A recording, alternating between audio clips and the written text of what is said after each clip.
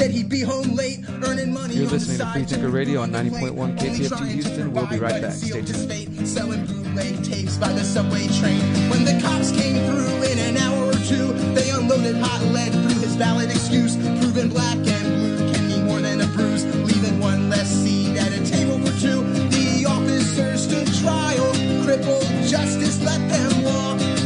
They'll hide behind a badge that lets them live above the law. Cause it's shots fired in the city streets across the color line.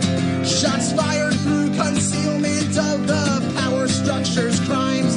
Shots fired at the courthouse where corruption wears the crown. Shots fired when the crooked gavel comes a-crashing down.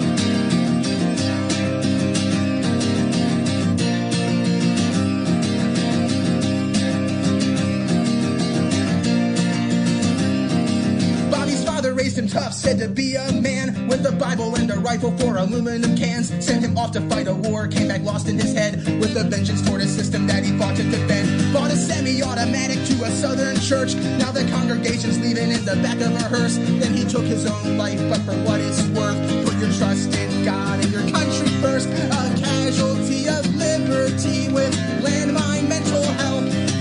He's daddy's little hero, but he couldn't save himself. Cause it's shots fired on the battlefield. What are we fighting for? Shots fired through the smiles of the profiteers of war. Shots fired in the classroom by the twisted, poisoned mind. Shots fired for the answers that we seek but cease to find.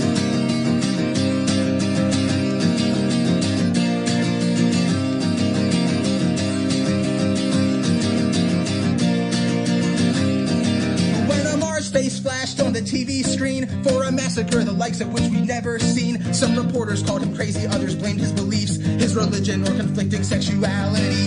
But it doesn't really matter when push comes to shove, cause he aimed a loaded weapon at a Florida club, taking 49 lives, hated how they loved, left a shadow on a rainbow drenched in blood. The politics of ignorance will lie and generalize.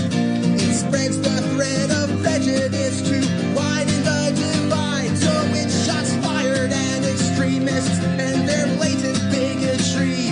Shots fired for communities in fear of the police. Shots fired at the governments who orchestrate the fight. Shots fired on the left and then shots fired on the right.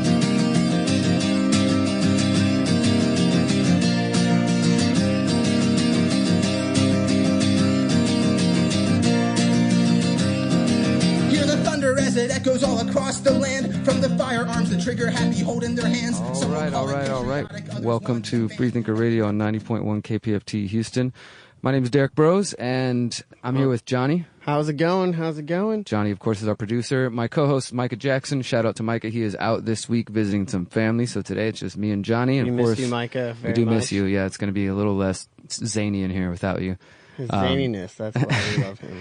But we are going to be taking your calls, of course, all throughout the next hour. We're here, Freethinker Radio, every Friday from 3 to 4 p.m. on 90.1 KPFT Houston. And, of course, KPFT is a commercial-free, corporate-free, community-supported radio. So if you want to support, visit kpft.org. Find out how you can support in a number of different ways. We got a guest coming on in about 5, 7, 8 minutes that you're going to want to hear from regarding the Tuttle raid that we've been covering for months now since it happened. Really excited to talk about that. And we are also going to be playing some music. I know Johnny's got more music planned. We've got a couple of stories. But before we get into all that, Johnny, how was your weekend? What do you got coming up? What's going on? My weekend was awesome. Obviously, you were there. I played a show. What was that, Saturday night? Yep, Saturday night. At Midtown Bar and Grill, which I didn't realize was such a cool venue. But they really let you go hard up there. Yeah, thanks to Tommy and everybody over there at Midtown Bar and Grill. We had a little get-together. Johnny played. I was telling you last time, man, one of these shows we got to get you to bring your guitar in and just do some songs on air. Yeah, I might do that if I'm feeling special. And Johnny's got multiple talents. For those who haven't heard us say before, he is an El Jumbotron, and he was performing some solo music that Saturday night. And that was like the first time you've done that in a while, right? Yeah, it's been a little while. It was a fun little gig. I'm looking forward to this weekend, too, on Saturday at the House of Jay. which is the little house venue that I run on the East End. We had Matt Pless, which is actually that musician you just heard. Nice. He's been touring around the country, and he'll be playing tonight along with El Jumbotron and some friends from Kim Jong-uno and some kids from Austin called Fire Ant Season. So it's a pretty packed bill. So we heard that right. That was Kim Jong-uno. Yeah, Kim Jong-uno. So it is a play on some communist. You'll have to ask them about that. I don't know all their lyrics. Yeah, interesting. Cool. So that's tonight or tomorrow? That's tomorrow night. Or I think it starts around 8. Word. Cool. You guys got any gardening going on this weekend at the house? Every weekend, man. The heat hasn't been kind to us, though. So how early are y'all getting out there? Like if somebody wants to come join on Sunday or whatever? Somebody wants to come Sunday around 2 o'clock is always the best time. Find House of J. That's 323 Hutchison Street. It's close to the rail, easy to get to, and come out and we'll drink some kombucha and do some gardening. All right, if I show up, there better be kombucha. All right, fine. All right, cool. Well, that's, yeah, man. What'd you do this weekend? Well, like you said, we had the show. That was sort of, for me, I had a 7 events in 7 days for my campaign for mayor that I am continuing to do.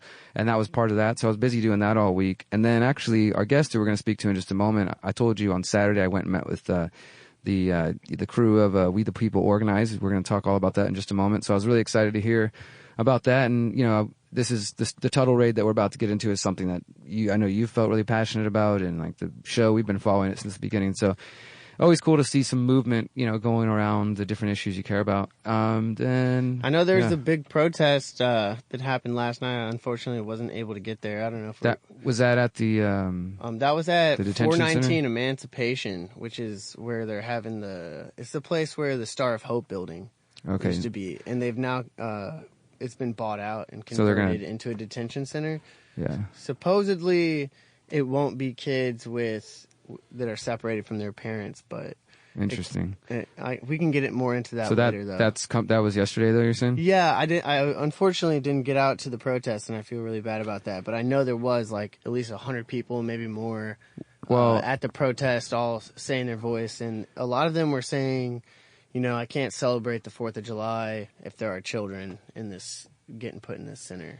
Interesting. Yeah. And I know I saw on Facebook there's supposed to be another one next week, and I think these are probably going to be ongoing for a while. Yeah, that is the one that I was originally aware of. But yeah, if anyone feels strongly about that, I do encourage you to go and, you know, make your voice heard. Or even if you're just there by yourself outside the building, you hold a sign, I was thinking that. Print out some flyers, talk to people.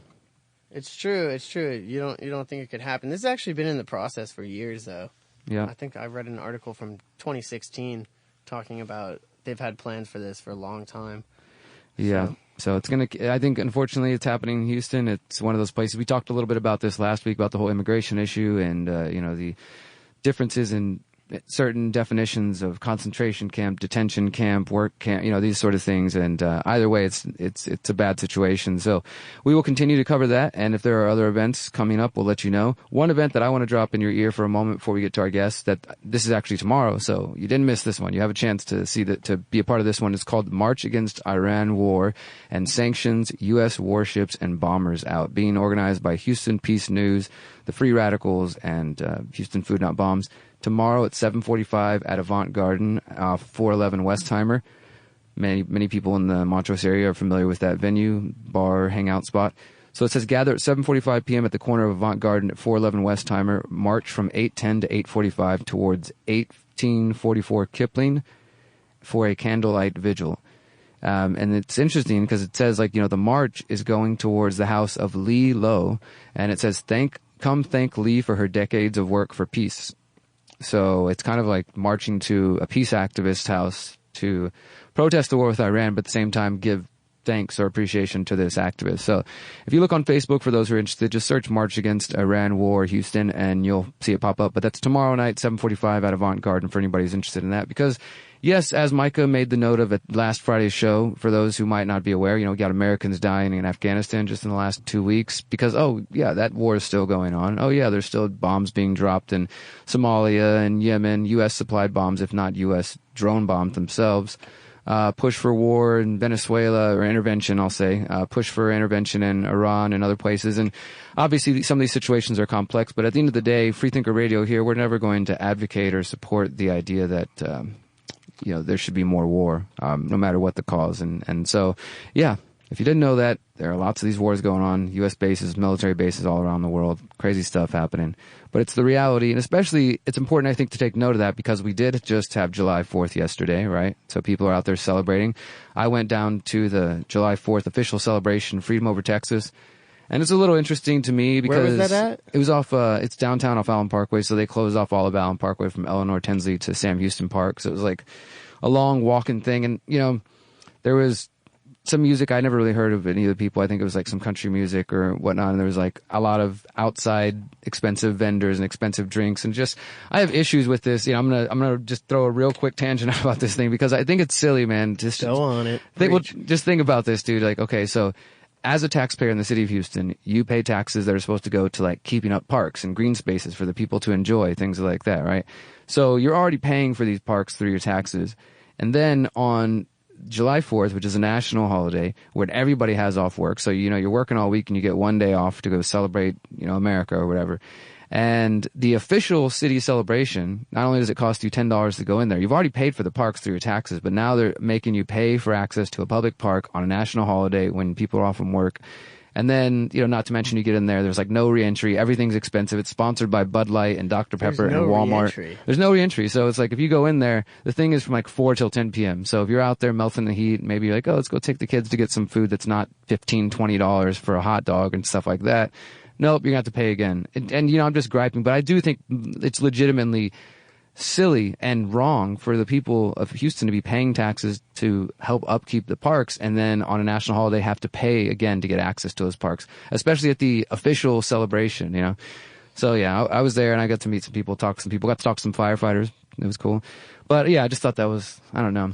I think it's kind of silly that you're getting taxed twice, basically. You make a good point. I mean, you pay for the party, and then you have to pay for the party. Well, like what I'm saying, like I'm not really one to like be big on taxes in the first place, right? But generally the argument is like, well, taxes are the cost we pay to live in a civilized society, so I can have parks and have this and that green space is taken care of by the government. Let's say I buy that argument, which I typically don't. In that argument, then shouldn't I have already paid for the parks? Like, you know what I mean? Like, isn't that the whole point? I'm paying, Okay. All right, you can I'll always stop. sneak in. Yeah, you can be clever. You can be clever. Clever is good. So if you guys can figure it out, go ahead. Well, we're going to talk now to a friend here who I recently connected with. Go ahead and say hello. Introduce yourself, brother. To Johnny. And hello. Hi, Johnny. Hi, Derrick. Thank you for inviting me. My name is Hai Bui. I'm the founder of the We the People Organize. I'm also a member of the Greater Houston Coalition for Justice. Awesome, That's awesome, man. Tell us a little bit about yourself. Yeah, well, tell more about the We the People Organize, Yes. though. So what is that? Like, that can mean a lot of things. My team, we formed this organization to focus on the botch raid happened at late January regarding the Tuttles. Yeah, the no-knock raid, No, right? Exactly. No-knock raid, that's correct. And we held the town hall meeting back in February. So you guys were the ones who organized that? Yes. Because I remember when that happened. I didn't get to go, but that was under the Greater Houston Coalition for Justice. Okay. And with that experience, we got the chief and Kim Og to they were there, and it was very heated, as you recall, Derrick. Yeah.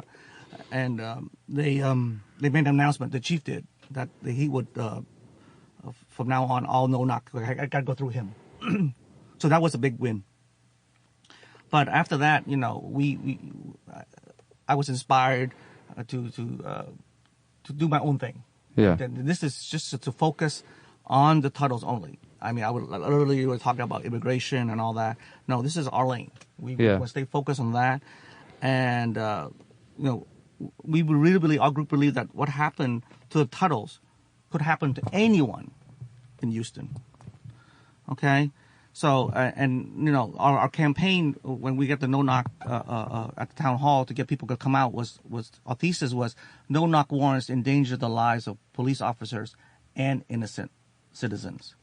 So we try to encompass, both. We're not a lot of people don't think about that, and that's something we bring up. It's the accountability on both sides. Both sides. Yeah, and just I just do a brief recap for those who are just tuning in. You're listening to 90.1 KPFT Houston. This is Freethinker Radio. We're here with our guest from We the People Organize, who, as he was just saying, exclusively focused on the Tuttle case, and of course the Tuttles is Dennis Tuttle and Regina Tuttle. And they were disabled senior citizens. Right. Dennis was a veteran, is that correct? Right. So, and they had their home, stormed by Houston Police Department. They ended up dead. 4 officers injured. Their dog dead. And now we've known since this time, and this is part of what your mission's about, that Sergeant Goins had at least had lied on the affidavit, the warrant to go into their house, claiming that there was drugs bought and this and that. And I actually read the warrant that you guys gave me and got to see the affidavit. And it's like, wow, when you realize how much going on. And then it appears Stephen Bryan, I think, another officer, was probably involved in covering this up in some way. And who knows? I mean, the whole thing is just a mess. So that happened in January. Here we are in July. What's going on now with what you're doing? Yeah, we also reach out to the Tuttles and also Regina's lawyer. And we're planning a big, they're planning, I'm sorry, but we support them. We'll make an announcement pretty soon, but sometime in a couple of weeks, that we need people to come out and help us, with the signs and protest and people who are active in the community, tell their friends to come out. Again, this can happen to anyone. I just want to reiterate. That's why I formed this, my team formed this. Sitting at home, 5 o'clock evening, and the police officers are not in uniform. They just barge right in. And again, it could happen to anyone. That's what's shocking. Yeah, so it could happen to anyone because, as I was just saying, the case was. Let's assume at best it was a case of mistaken identity or something like that, which seems pretty improbable at what the evidence we have now. But let's just give them the benefit of the doubt and say there's some sort of case of mistaken identity. Some drugs were bought from somewhere, but not this house, and whatever. Either way, people are dead, and the fact that this kind of thing could go on, and then the police to get defensive about it immediately. We talked about that, about the president of the police union, Joe Gamaldi, talking about that's what got me attention, was because all of a sudden he started attacking activists. Yeah, and that's when my radar grew. I was like, wait the heck, what's going on here? Yeah, and remember, Derrick, we would not know about this case if the 4 officers were not injured. That's an important point. I read the paper all day long. From the Chronicle, New York Times, and Wall Street Journal, all the papers. And, I see shootings all the time, and we miss it. We just miss it, one case or another. But this one, and then all of a sudden, for Jamali to come out there and start attacking as activists, saying they're going to track down people. And targets on our back. That's when we realize, something is really rotten in Denmark. They realized something was wrong. Exactly. Well, so I want to kind of clarify the point you made there. Like you said, that we wouldn't have heard about this unless these officers were shot. And what I get from that, and I think the point you're making, is that if these people were just killed, this would have just been another case that gets reported as couple involved in shootout, cops kill them, save the day. That's right. And so that's why on Freethinker Radio, I get the press releases from HPD, and I'll see somebody shot by HPD, and then in my mind, I'm like, can we even trust whatever they're saying? Exactly. Can we just? But it's hard to have the resources to chase down every one of these deaths and to look into it, and obviously HPD's not doing it. And so. Do you want to release specific details yet, or just kind of say, because we can have you back whenever there's solid... Yes, I think so. I again appreciate you guys, Johnny, and for us to come here today. It just takes time, to build a movement. And for me, it's a long-term project. As you recall, like the Quan McDonald case in Chicago, it took 4 years for that case to finally settle. And the police officer finally got charged. And in that case was 16 shots and a cover-up. What a slogan. Wow. It was so powerful. So do you think that's what the goal of this is? Yeah, I mean, we're file a case. Truth. Yes, and then file a case. Get justice for what happened. Justice for the Tuttles, because, Johnny, I really believe, and our team believes, that we don't want the Tuttles case to die in vain. Yeah. And I could tell you stories about this from day one and when we got involved, that everything I feel like the Tuttles have looked down upon me to guide this path that we are on. The coincidence of meeting people, all this has been just an amazing one day I should write a book about this. I mean, is that coincidence, really? I think that's when you know you're on the right path, man. Yes, that's right. And you're doing the right mission at least for the mission you have for the moment. Because like I told you, I was listening to KPFT as I do when I'm in the car. This is the kind of stuff you hear on KPFT. I heard him on Connect the Dots talking about the meeting, so I was like, dang, that's going on. Like, that's something I care about. I'm going to go there, and went there this Saturday and got to connect with the rest of the team, and here we are now. So we're going to do what we can here on Freethinker Radio to keep this issue alive and to keep talking about it. And we're of course open to taking calls. While you're hanging out with us, if anybody has a question, maybe you could spot that 713-526-5738.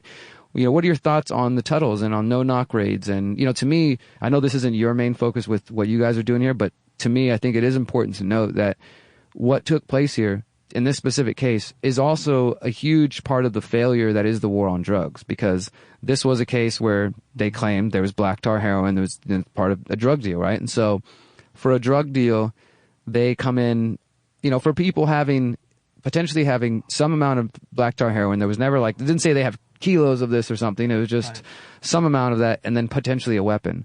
That's all that the police need to hear in order for them to come to your house unannounced, beat the door down, and start shooting. Right. Somebody to say that you have drugs and a gun, and those things together, it amps the police cases up where they are now thinking, okay, this could be a potentially dangerous person.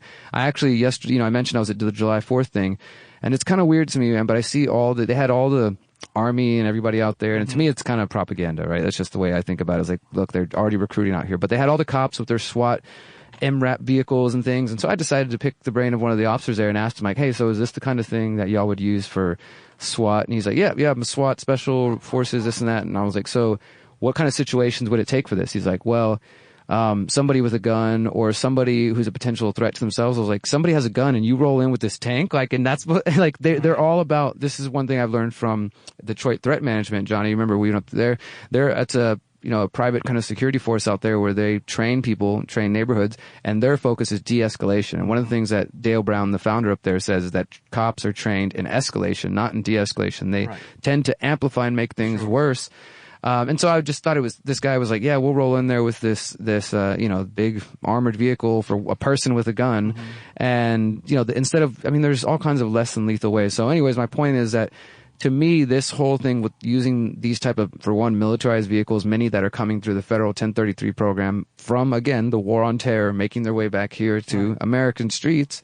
And then as part of the war on drugs, they get a call about somebody potentially having drugs, and now they're dead. Right. It's just crazy. It's another life lost in the war on drugs. It's the way I see it. And of course, the no-knock raids is a big aspect of it, but I just don't think we should ignore that aspect. Right. And one of our dreams has always been, to remind police officers that you are really a peace officer, and that's our goal, is just to de-escalate situations and bring back more compassion. And you're supposed to be able to defend your own self, So hopefully it never escalates. So you don't have a right to trial. Yeah, let's just speculate for a moment. I don't think we have to speculate too hard, because no-knock raids have happened in a lot of places around the country, and we've talked about this before. At least one court has ruled them unconstitutional already. But and you kind of said, well, we wouldn't have heard about this if no officers weren't hurt, right? It would just been like, oh, crazy drug couple with guns is killed by the cops, and they saved the day. But what if the Tuttles had lived? Would they face, and there have been some tests of this, but in your view, in your opinion, would they face charges for defending their home from what they would see as intruders? Well, yeah, if they, remember there's an Austin case that happened, similar, and the young man shot back the officer. Yeah. He was charged. Yeah, for shooting somebody coming into his home. You shoot any police officer, you can get charged. Yeah.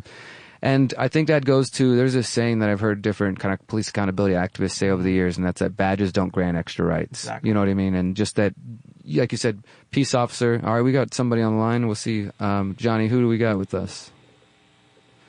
All right, who's there? You're with us Hi. now. Yes, my name is Kathy. Hey, Kathy. Hi, how are you? I'm doing well. Sorry to interrupt you. Go ahead and introduce yourself. I was hoping you were going to call. Okay. I'm a former HPD officer. And, yes, I've been following the Tuttles case. And I like to say a lot of the things that goes on in HPD and law enforcement, period, is this code of silence. Officer Goins could not have done that all by himself. and I'm sure it's damn if you do, damn if you don't. If his partner had said anything about what he was witnessing, he would have gotten in trouble, retaliated against. So, and that happened to me. So until something is done to protect law enforcement whistleblowers, you're going to continue to see these problems. You know, when you have police officers that can just flat out lie to judges, we no longer have a democracy in the courts. You know, the same thing happened in Freddie Gray's case. The prosecutor had to drop the charges because those officers refused to testify against each other. So we have a problem. We really have a problem in this country. So I'll be working with High on the Tuttles case, because as he said, what happened to the Tuttles can happen to anyone. Absolutely. Thank you so much, Kathy. I definitely want to have you back on the show another time where we can talk more about your specific case, because, you know, I was just speaking to you the other day and kind of learning about it, and it is an important example of, as you said, what happens when somebody tries to speak out. And also, you know, I think it's a good example of, you know, there are folks who say, you know, I don't think that all cops are bad. Like I told you the other day, I had some family who've been in the police force. But when there's an example of a quote-unquote good cop, and by that I mean somebody trying to hold their fellow officers accountable, what happened to you is what happens to them often. Like you said, there's a code of silence. There's, you know, what some call the thin blue line, and they don't betray that line. And people like yourself who try to do what they're supposed to do and be a peace officer, be a person that follows the law and the Constitution and things of that sort, you know, you find your way kicked to the curb. You know, and I like to also add that 6 months prior to the Tuttles case, the Greater Coalition for Justice wrote the police chief a letter warning him, because they had looked at my case and other officers' cases where officers were just flat out filing false information with the court. And in his letter, in the coalition's letter, they stated that what these officers were doing was detrimental to the citizens of Houston. It was on that level of fear that, just as it had happened to me and other police officers, it was just a matter of time that these officers falsifying records were going to hurt innocent citizens, and it did. Johnny, do you want to ask something? I'm sorry to hear all that happened and to hear about the corruption in this. I was actually just curious about something that you mentioned earlier, and I was wondering, when you're feeling this pressure for speaking out, is it coming from a higher authority, or is it coming from your peers? It comes from higher authority. It's a culture, and the peers follow what they see. So it's kind of like it is a top-down thing, to where you pretty much don't you'd have trouble reporting to a higher authority, I assume, if that's the response. Yes, everything is done through chain of command, so you're retaliated against from top down, starting at your chain of command. And then other officers, they will snug you, won't have anything to do with you, and then some will start working against you, sabotaging your work. So it makes yourself look good. That's really crazy. I'm very sorry to hear that, and it's not what you want to hear from the people that are supposed to be, you know, protecting our rights and doing the right thing. Yeah, I think that might be surprising for some, but also for others, maybe less surprising. But thank you so much for calling in, Kathy. As I said, I'd love to have you back on sometime, and we can talk in more detail about your case and then some of the other, you know, the other things you care about as well. But I appreciate you calling in. Well, you're welcome. Have a good weekend. All right, thank you.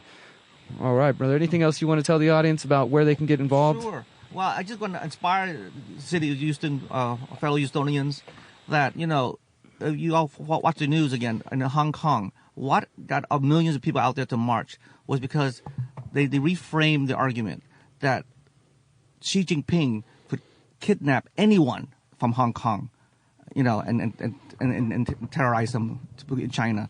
So again, this could affect our case here with the Tuttles, this could affect anyone in Houston. So we're asking everyone to come out. We keep that in mind, that you could be sitting at home and the police officer could get a fake warrant, knock your door, pound your door, and start shooting.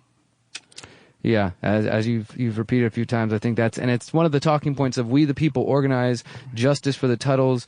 We'll be covering the details coming up once we get specific plans for a march, a rally out there in the community. This issue should not be allowed, as you said, to die and to go away, so that these deaths are not in vain, because, I mean, it was a murder. At the end of the day, it was a murder. There's officers who lied, and there needs to be changes, and that change is only going to come when the people in power feel the pressure from the ground up, and that means people sometimes got to get to the streets and make noise and do what you can to make your voices heard. So we'll keep you updated on that. Johnny, what do we got in the queue for music? This is a little tune called Nature's Revenge by El Jumbotron. Cool. Stay tuned. You're listening to Freethinker Radio, 90.1 KPFT Houston. Thanks, Derrick. Here's a short story about a dying hollow.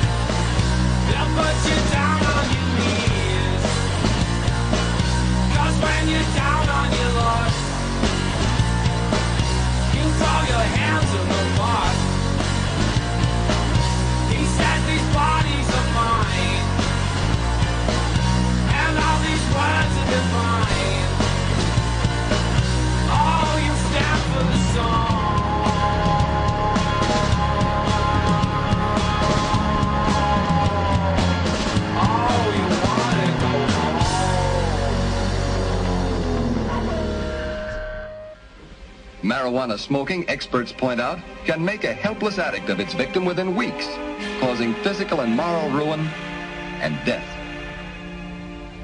Should you ever be confronted with the temptation of taking that first puff of a marijuana cigarette, don't do it.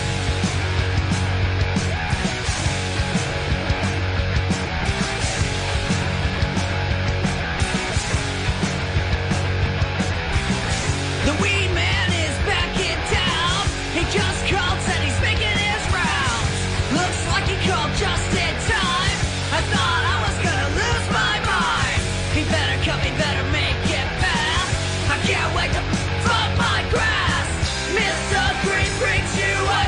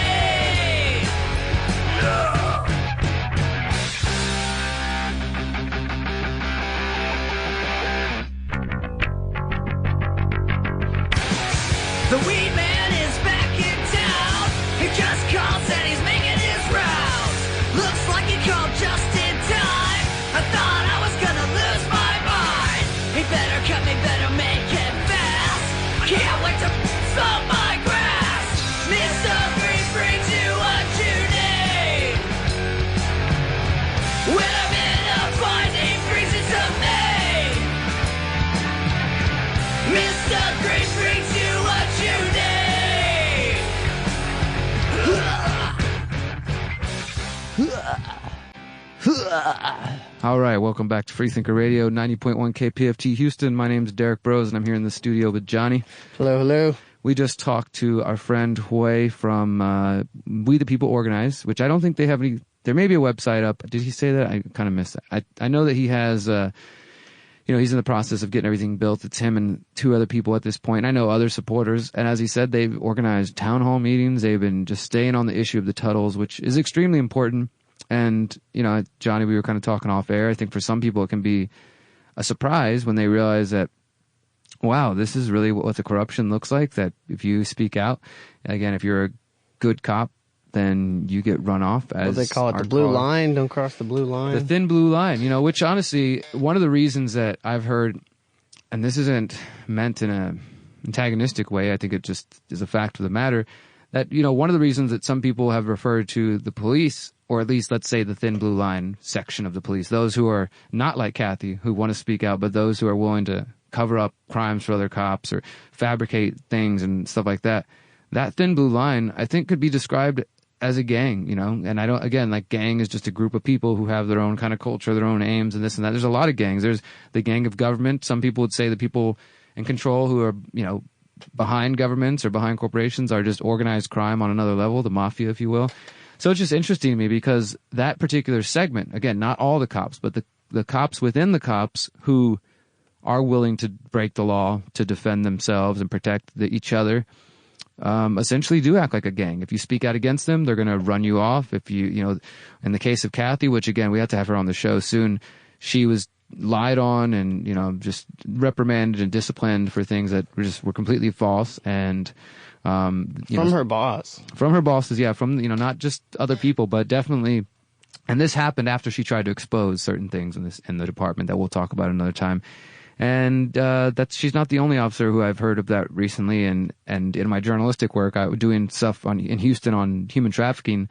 Some of the sources I talked to who are out there saving young girls from the streets and who are involved in helping those who have been trafficked have, specifically pointed a finger at police officers turning a blind eye and sometimes worse, and being involved with these cases to some degree.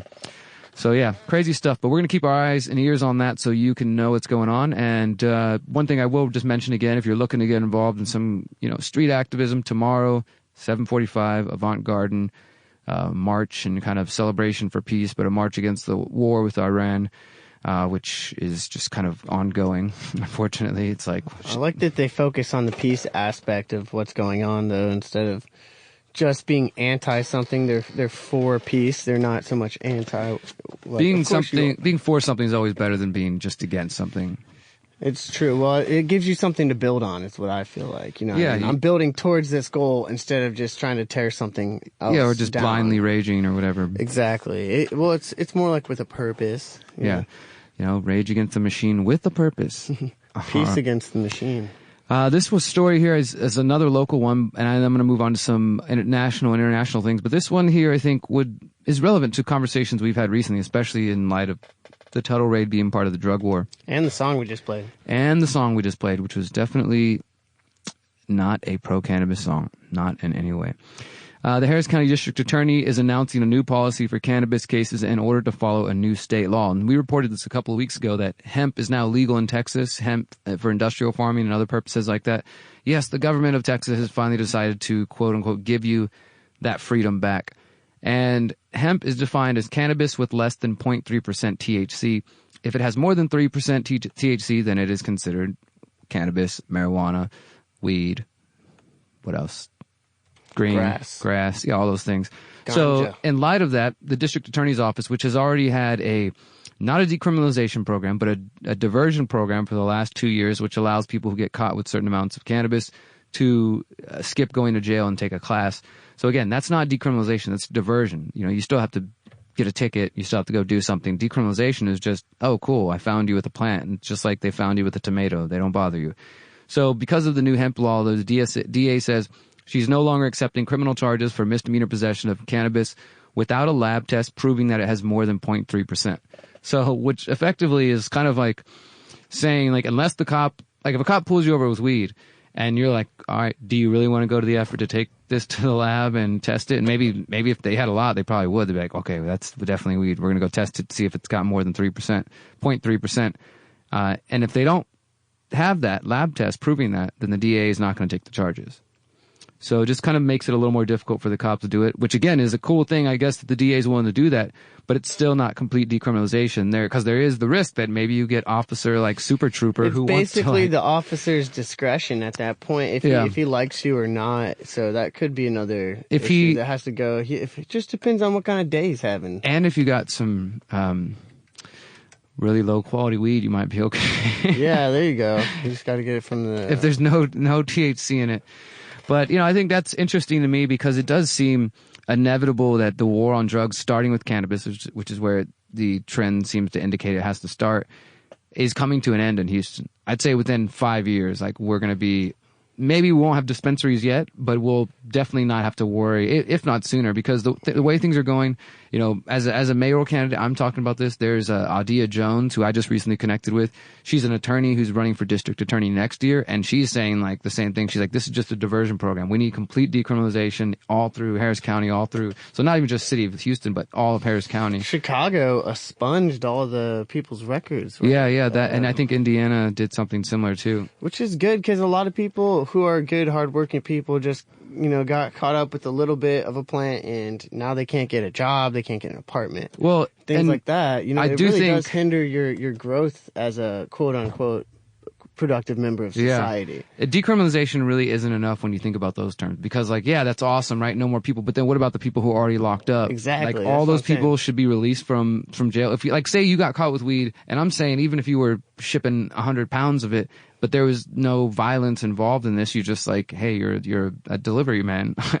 You should be released, and also just like over there, your record should be expunged so you don't have to deal with that. And honestly, this is why when I say like the end of the war on drugs in Houston, and I think it should just start with cannabis, as controversial as it is, like, so myself, I have a felony from 14 years ago.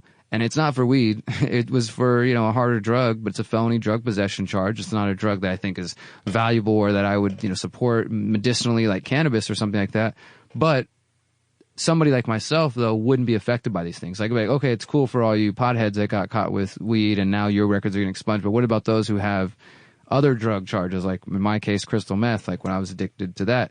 That's not something that like, I don't know that I really care that it's on my record, but let's say that for those who do, or that it does affect, because it does affect you, when you try to get an apartment somewhere, it's not just like, because of the culture has changed. If you tell somebody, oh yeah, I got arrested, got caught with some weed, people are like, oh yeah, no big deal. And you're like, oh, I got arrested with heroin. Huh? Or like, or something. And again, this is 15 years ago for me. Totally different life, different person. There's a pretty big difference between There is a big difference. I'm just saying that, like, it's still, though, again, is a non-violent crime. Yeah, exactly. Like, well, the people are I only wasn't hurting caught themselves. with any sort of violent anything. I just was caught with simple possession. I'd already been to prison. I've done my time. So why should I have that still, like, somewhere where people can see that? You know what I mean? And it does affect me up until just the last year trying to find an apartment. Like the first thing like that comes up, and then so it's something that affects people on a real level as well sometimes. Well, I mean, I'm pretty open with it, so I don't take it too hard, because I think that the reality is that in our situation, we have to understand that. Well, I'll just say it for me, like, as somebody who has been to prison, who has been addicted to drugs, I think it's important to just be open, especially if you've made changes in your life, so it's not a stigma.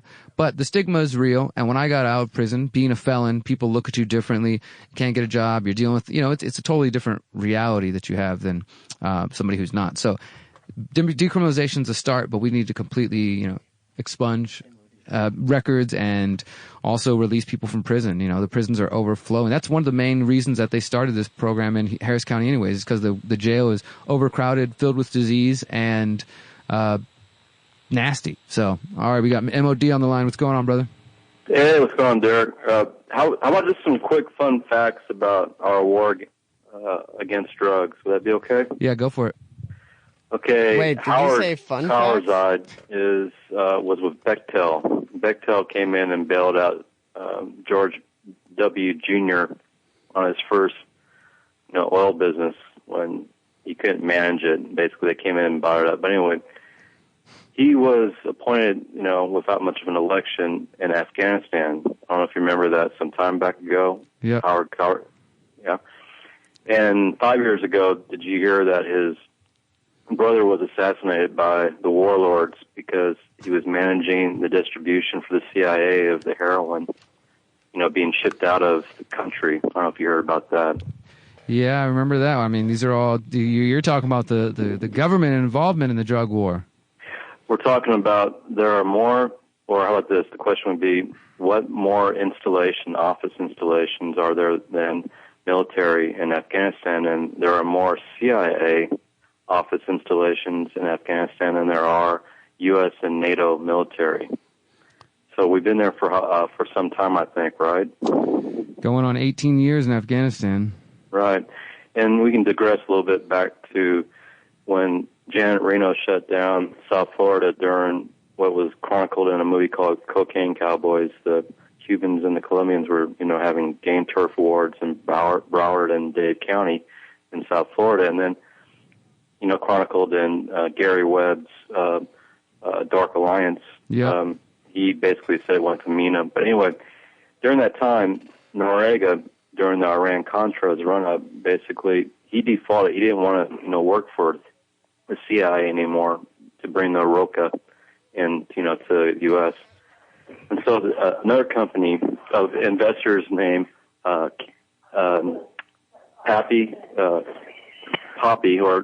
George Bush and this guy named Mitt Romney basically moved that distribution from South Florida into Mina, and it's chronicled in Gary Webb's book. So the war against drugs really started up heavy when Reagan announced that there was going to be a war against drugs. What that was it basically went full, black ops. And we saw that with Ollie North, take the fall in the Iran-Contra scandal. Yep. Okay. So what's going on right now is the quality of heroin that's coming into the world distribution is the highest level and the cheapest. And what we're witnessing now is if we have the mafia or complacentness of our local police agencies, and you can't, as the lady that spoke earlier, just imagine the level at the CIA level. Do you think that's pretty, covert? I think they call it black ops. Oh, you mean the level of corruption and everything? Well, yeah. So I'll give you a little history. Well, CIA probably won't tell on each other if the police won't. Is that what you're trying to say? You definitely don't make it that far without making it clear that you're not going to violate the code. Right. So at the lowest levels, as Johnny just mentioned, if we can't, Serpico, American Gangster, the guy that defended Franks at the very end. Yeah. The opium war goes back about 200 years, about 170 plus years, with Britain stifling it down China's throat to manufacture it. And these locations globally where the drug is harvested and it funds black ops. And so that's spiratorial. That's just what the CIA does. No, you're right about that. We're going to have to wrap it up there, brother. Man. But so I appreciate some fun facts for y'all. I appreciate you always dropping the knowledge, MOD. And before you go, the thing that's important for people to realize is so I share my individual story about getting sucked into the drug war, and there's people who've died from the opioid crisis. But what you're describing is the bigger aspect of it, which is that these things aren't just happening by random. America's not flooded with drugs by random. Right. That not only is the drug war creating a black market for that, but you have governments and local police and all the way up to the CIA that have been exposed, keeping the drug war going and participating in it. And then last, let me add to that then, if it's okay real quick, is that, if we were to shut down the drug laundering banks that the DEA was exempted to go down there and acquire those drug laundering banks in Central and South America to, basically, and if we were to shut that down, then Wall Street would collapse.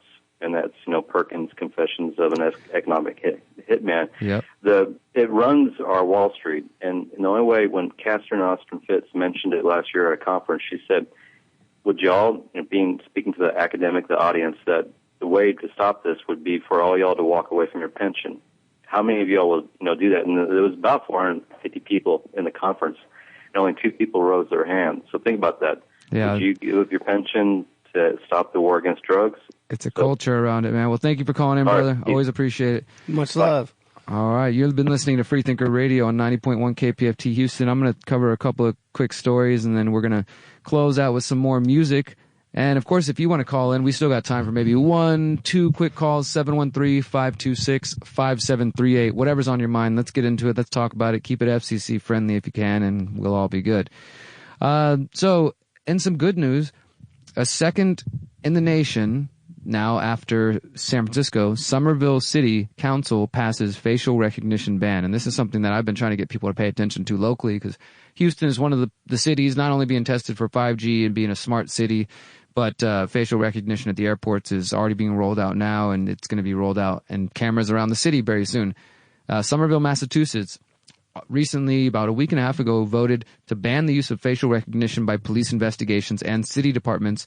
They became the second city after San Francisco was the first to outlaw the technology. City Councilor Ben Ewan Campen was the lead sponsor of the Face Surveillance Full Ban Ordinance, and 9 out of the 11 city council members sponsored the legislation, and it was approved by a 11-0 vote. So pretty cool there. Now, it's probably a much smaller city than we're dealing with in Houston, but it does show you that the cities that are waking up to this are just saying maybe we should be, a little bit of exercise a little bit of precaution, and use that precautionary principle when you've got all these different people, important people. You've got, I don't know if you've seen this, Johnny, but there's engineers, there's AI scientists, computer scientists, and a number of different civil liberties organizations that are stepping up and really warning about how quickly things like facial recognition technology are being rolled out without any kind of protections. You see it now at like the Walmart and the Kroger's and more places where you got the camera looking at your face while you check out. You've got the iPhone, of course, was one of the first things to popularize it, with people unlocking with their face. And the way Facebook is able to tag your friends is because it's taking face prints of your face and your friends' faces whenever you choose to upload those photos. So it's already a part of our everyday culture more than people might understand. But I wrote an article recently called "The Rise of Facial Recognition Should Scare Us All." And the reason I use that kind of intense title is because, as I said, that San Francisco, Somerville, Massachusetts, and other cities are either already starting to ban facial recognition, calling for studies of it. Recently, there was a report from the Georgetown Law Center for Technology. They released a report calling on a moratorium on all facial recognition technology across the country until there can be further studies. So I think this is an important issue that we need to take up locally. And we got somebody on the line now. Who's with us? Are you there? If you're there, you're on there. All right. I don't know. Oh. Hey, how's it going? Sorry about that. You're fine. Who is it? Who do we got with us? This is Christian calling from Houston. Hey, Christian, we got about a minute or 2 minutes. What's on your mind? Yeah, man, I just wanted to let you know, I've been following the drug war for the longest, originally from Central America anyway. Financially, I think once we take the money that it encompasses into perspective, we see why there's so many wrong things with the drug war. The United Nations says it's about 1% of the global GDP. That means that about $848 billion are made in the global drug trade. That's about $2.3 billion a day. If you find yourself in any industry that's producing $2.3 billion a day, you'll see how highly protected that'll be, whether from thugs or, high-level politicians or military or whatever you call it. $2.3 billion is just an exuberant amount of money for these guys to let go of the grip that they have on it. Yeah, you're right about that. There's just so much money involved in keeping that industry alive. And, just real quickly, what do you think is the solution to that? Like, what can an individual hearing this right now do on the most basic level? I think the most basic thing is for us to recognize that drug use should not be criminal. It's considered a criminal activity once you become an adult. But when you're a minor, it's really a medical emergency or urgency, right? So I think anyone that uses drugs, it should be treated as a medical shortcoming of that person, and we should treat it as mental health, not as a criminal activity. And we shouldn't, throw people in jail. Obviously, that doesn't work. Yeah, we shouldn't try to go and get these cartels. That doesn't work. But if we legalize it little by little, and we take control and we educate our people, and we, recognize that it is mental health issue rather than a criminal activity. You're 100% right. All right, thank you for your call. It seems like such a simple but simple and bold idea. Stop treating people like criminals and start treating them like patients. How about that? Very insightful, yeah. All right. Well, I think we're going to finish with a little bit of music before we bring on the next show. We just want to say thank you again to everybody who tunes in every Friday to hear what we do here. We're happy to talk to you guys and listen to what you got going on, and of course to spread the word of upcoming events. We will keep you updated on what's going on with the Tuttles and marches in support of that. If you want to go march against Iran tomorrow night, 7:45 at Avant Garden. And until next week, remember, you are powerful, you're beautiful, and you are free. Peace.